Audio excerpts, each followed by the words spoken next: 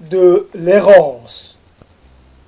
Improvisation sur le thème de l'errance. C'est un thème, bien sûr, très, comment dire, fréquemment visité par des tas de gens.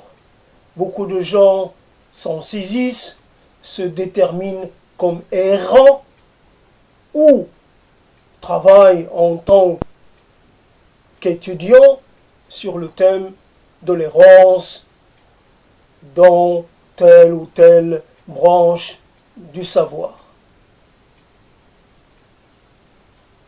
À partir de quel moment se détermine-t-on en tant que errant, et que quelque part on trouve dans le terme d'errance une sorte d'identité, une sorte de détermination, une sorte de fonction. On utilise le terme d'errance pour parler de quelque chose qui est propre à soi. Donc à partir du moment où on a un problème de fixité, quelque part on est une sorte de nomade volontaire ou pas, donc à ce moment-là ce serait une sorte de réfugié, mais un réfugié qui passerait d'un lieu à un autre, un réfugié qui ne résiderait nulle part. À partir du moment où on se détermine comme errant, on est quelque part sans horizon stable, on est en quête, on est en recherche d'un territoire, d'une appartenance, d'une détermination. L'errance est quelque chose qui peut apparaître comme une malédiction. Faut-il vivre des situations assez particulières? Faut-il être un errant pour pouvoir parler de la destinée humaine, des problèmes que l'homme rencontre dans son existence, dans son rapport à l'autre, dans son rapport à la nature? Être errant, c'est c'est pas du tout reposant. Ce n'est pas confortable. C'est un éternel questionnement sur la destination, sur le positionnement. Errer, c'est être souvent sur la voie du départ. On n'est pas installé, on est dans une situation de, comment dire, on est sur le départ à chaque fois. On peut errer d'un territoire physique, matériel, à un autre. On peut errer d'une pensée à une autre, d'une époque à une autre, d'une culture à une autre, d'un credo à un autre. On peut errer de multiples façons. Mais souvent, en tout cas en ce qui me concerne, il s'agit d'une errance multiforme. Il ne s'agit pas d'une errance en quête d'un bien-être. Non, il s'agit de la continuité d'un voyage, d'un déplacement qui a été entamé il y a bien longtemps. L'être humain est toujours en quête de ce qu'il ne connaît pas. Il a besoin d'aller voir, d'aller toucher, d'aller humer d'autres terres, d'autres humus. S'il vit dans un paysage plutôt austère, il a envie d'aller voir ailleurs parce que peut-être c'est plus prospère, plus bienveillant.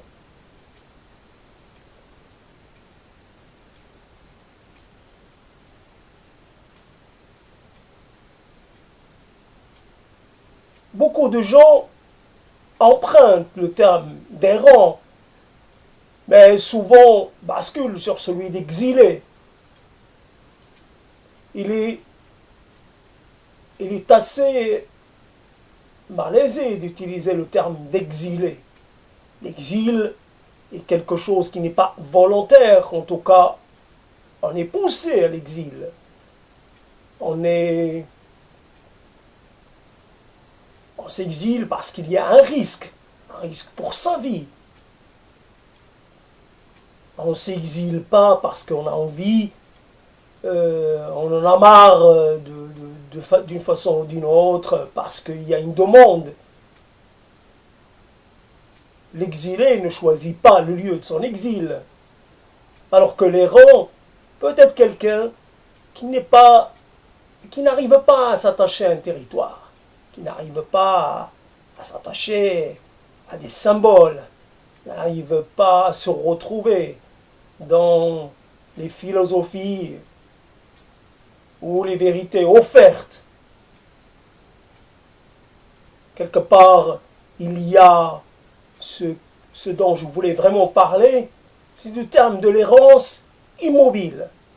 Il s'agit d'une errance qui n'est pas physique, elle est plutôt mentale. On est matériellement, administrativement, bien quelque part, mais on est en situation de déplacement, en situation d'errance. C'est parce que il n'est pas possible de mettre fin aux sensations de malaise, parce que le malaise est permanent, parce que ce qui est offert est insuffisant, parce que les références, les valeurs, l'idéologie, l'histoire, tout cela, il y a une difficulté intrinsèque à se l'approprier, à en faire son identité, c'est à l'habiter. Surtout que cette appropriation demande à être assez totale, assez... quelque part, il y a comme une sorte de totalisation. Il n'est pas possible de dire qu'on prend une partie, qu'on rejette une autre. À chaque fois, à chaque endroit, il y a cet impératif de l'adhésion à ce qui fait référence commune. Alors, si on a quitté un territoire premier pour aller voir ailleurs, il est possible qu'on soit toujours dans la situation de quêteur. En quête. Ça ne nous suffit pas ce qu'il y a. On se sent encore en demande. L'errant est un quêteur de sens, un quêteur de destin, un quêteur de symboles.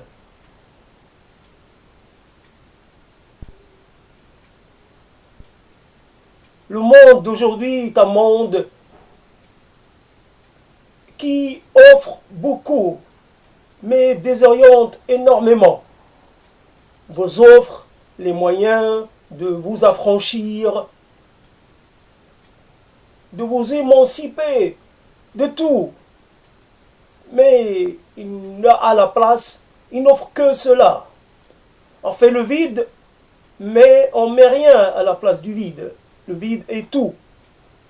Il n'est pas possible de bricoler des références prises par-ci ou par-là pour meubler ce vide. La nature, notre nature a horreur du vide. Le vide est angoissant. Le vide est déstabilisant. Le vide demande à être rempli.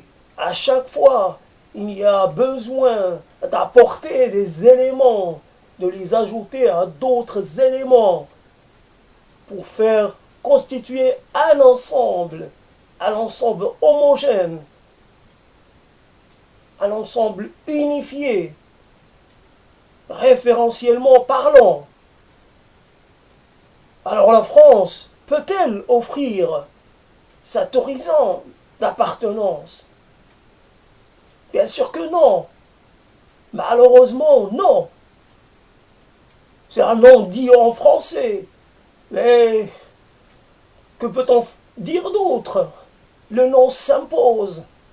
Bien sûr, c'est une culture dominante, culture qui est campée sur son passé, sur ses références, sur ses hommes, sur ses siècles de lumière, sur sa révolution, sur sa république. Il n'y a pas d'horizon autre. La République est un horizon indépassable. Le siècle des Lumières est la référence ultime. Mais quid de quelque chose, même l'universel est un universel français. Et quid d'un universel encore plus ouvert, un universel qui ne fait pas de la langue française quelque chose d'important. La langue n'est pas importante, c'est uniquement un moyen pour communiquer, pour s'adresser à l'autre. Mais de là à en faire un fondement d'une appartenance. J'appartiens à une langue et je n'appartiens pas à une autre. Cette appartenance est hiérarchisée. Elle demande à choisir. D'abord l'appartenance première, après l'appartenance seconde et l'appartenance tertiaire, etc., etc. Mais la question, peut-on se satisfaire de cette langue? Peut-on se satisfaire de ce territoire? Ce territoire demande à ce qu'on lui rende hommage, à ce qu'on lui soit affilié totalement. Peu importe. Et là, ces éléments qu'il met en avant. Laïcité, révolution, égalité, tellement d'éléments qu'il met en avant. Et c'est cela qui est important. Donc, choisir parmi ce qu'il nous offre, mais pas autre chose. Il n'y a pas autre chose.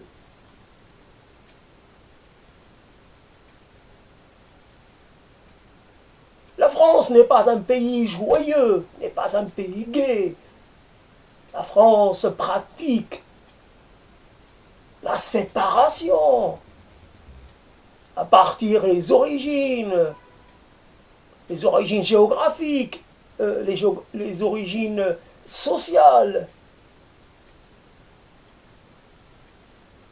Bien entendu, on ne peut pas se transformer en une sorte de savant.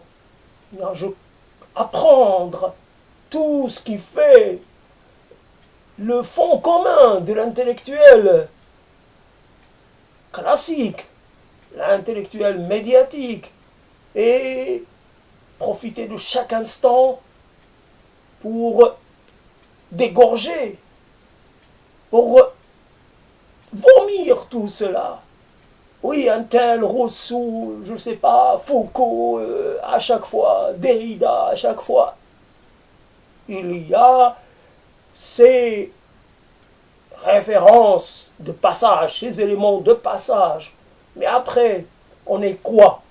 Si on est à l'image de l'intellectuel français qui a des références à n'en plus finir, qui à chaque fois ponctue son discours d'une référence à un tel, en pensée d'un tel siècle, d'un tel personnage, à chaque fois il veut en imposer par la quantité et peut-être aussi la qualité de ses références. Plus on en cite, mieux on est. Mais pourquoi s'imposer cela? Moi, je ne veux pas des références anciennes, références autres, des références qui datent. Peu importe, elles ont apporté quelque chose. Mais il y a d'autres contextes, d'autres lieux, d'autres époques et des choses à venir. Et puis même, de par mon origine, même si je devais être à l'image de ceux-là, je serais toujours considéré comme toujours quelque chose d'étrange, une sorte de singe savant. Je l'ai dit, j'aurais été une sorte de singe savant à qui on a appris à faire des tours extraordinaires, mais il n'en demeure pas moins un singe. Moi, je ne veux pas être un singe, moi je veux exister par moi-même. Parce que j'ai mon mot à dire. J'ai appris partout, j'ai appris des choses.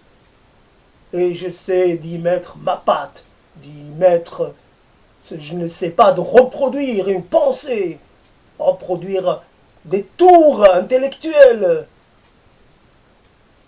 J'essaie d'apporter cette nuance. C'est ça, si je devais retenir qu'un terme, qu'un mot, qu'une notion, la notion de nuance. Le français, cette nuance qui m'intéresse en tout ce qui est contexte français, cette nuance. Malheureusement, je ne peux accéder aux Français, je ne peux accéder aux autres, quels qu'ils soient, français ou pas. Je suis fixé dans ma demeure, je suis face à ma quête. Cette quête erratique, cette quête continuelle, j'erre encore, j'essaie de voir, d'entrevoir un sens aux choses, j'essaie de montrer que je suis un adulte vieillissant et que quelque part j'ai acquis cette capacité à produire du discours signifiant, discours englobant. L'errance, la non-appartenance, la non-affiliation, la non-détermination. L'errance, quand personne ne veut sortir de sa chapelle, quand tout le monde est pris par ses convictions, jusqu'à la mort.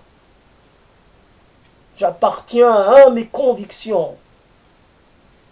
J'ai en moi le sentiment de la justesse de mes croyances. Point de voyage, point de déplacement. Je ne me déplacerai pas vers l'autre parce que il ne m'intéresse pas, parce qu'il ne m'offre rien. J'ai tout ce qu'il me faut. Mais moi j'ai besoin ni d'un bouddhisme, ni d'un rien. J'ai pas besoin, j'ai besoin d'errer parce que cela est encore ce qui peut me déterminer, ce qui peut m'identifier. je suis en train de réussir ou pas à développer ce terme d'errance. En tout cas, le terme est riche et protéiforme. Bien sûr, il y a derrière toujours cette histoire de s'adresser à quelqu'un d'hypothétique, surtout l'Internet, on ne sait pas à qui on s'adresse, donc mais peu importe. Il s'adresse, et quelque part, cette histoire de dire que j'appartiens au monde, je n'appartiens pas à la France, ni à mon pays de naissance, j'appartiens au monde. Le monde est à moi. J'ai le droit d'y aller, d'y être, d'errer, le droit d'aller d'un autre. Mais les errants sont les vagabonds, et l'histoire a montré qu'on n'aime pas les vagabonds. Ceux qui n'ont pas été invités, ceux à qui on n'a pas délivré de droit de passage ou de résidence. L'errant n'est pas une figure positive. L'errant est plutôt celui dont il faut se méfier parce qu'il a un objectif autre, parce qu'on ne sait pas ce qu'il cherche exactement, parce qu'il ne s'installe pas dans une vérité. Il est doutant, c'est quelqu'un qui interroge trop, qui n'accepte pas le confort de ce qui est connu. Alors il est quelque part un adversaire, voire un ennemi, en tout cas un être suspicieux. L'histoire d'une humanité est une histoire courte, tout ce qu'on a accumulé là quelques milliers d'années d'existence. L'espèce existe depuis bien longtemps. Elle existera peut-être encore un peu plus longtemps. Mais peut-on se satisfaire de ce qui a été produit pendant ces quelques milliers d'années, 3000 ans à tout casser? Peut-on se satisfaire de cela, de ce résultat, de ces légendes, de ces credos? Peut-on se satisfaire de cela? Quand obligatoirement, fatalement, dans quelques siècles, tout cela aura pris une autre tournure. La vérité est quelque chose d'historique, bien déterminé. La vérité d'hier, c'est peut-être encore la vérité d'aujourd'hui, mais point la vérité de demain et du surlendemain. Nos vérités sont voyageuses, mais tous les voyages s'arrêtent un jour.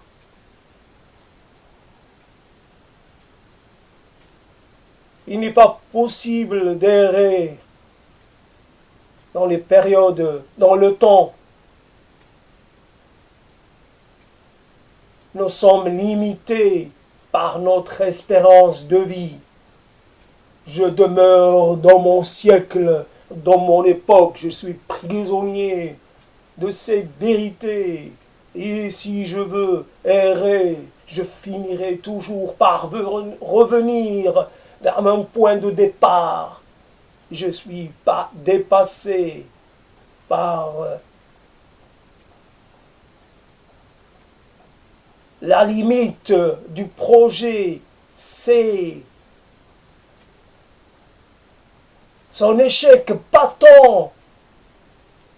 On erre, mais on revient toujours aux mêmes questions. Peut-être pour finir sa vie sur les mêmes réponses, parce que on doit trouver là une sorte de lien ultime avec nos prédécesseurs. Nous revenons vers eux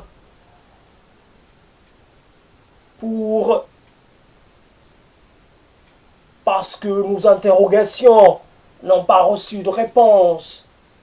Alors, on revient vers ce qui est connu. Au cas où, toujours cette part, on laisse toujours une part au hasard, à la question, un petit bout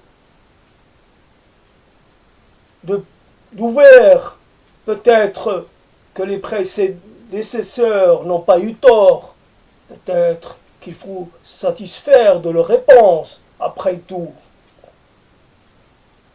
Mais bon, l'errance, son mot pas évident à prononcer parce qu'il y a ces deux R. Alors, on ne sait pas s'il faut les rouler, on ne sait pas s'il faut bien les errances, s'il faut vraiment s'en saisir et les faire tourner dans sa langue, dans sa bouche, avant de les sortir comme des pierres qui grondent, comme des galets que la vague refluente fait résonner.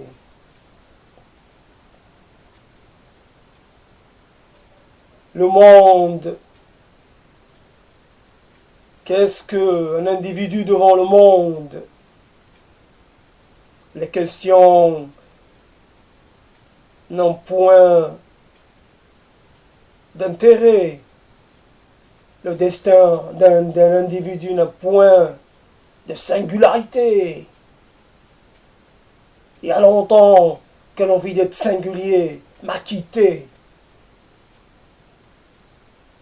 Je cherche juste seulement à me fondre dans quelque chose et peut-être plus grand que moi, au plus petit, et peut-être commencer un autre type d'errance, errer de corps en corps, de micro en micro, et peut-être se réincarner en partie dans quelque chose de macro, pour revenir vers du micro, et encore du macro, micro-macro, macro-micro, et peut-être un jour, qui sait,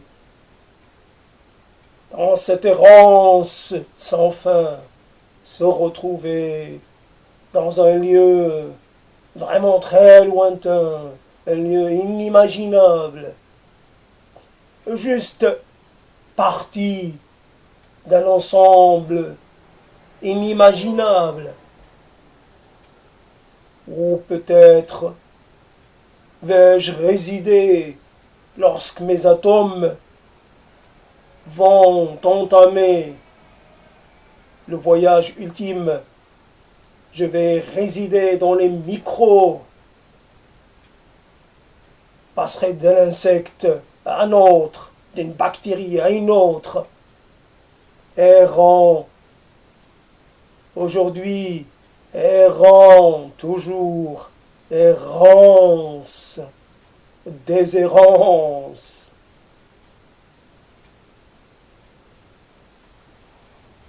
Bon, j'arrête les dégâts.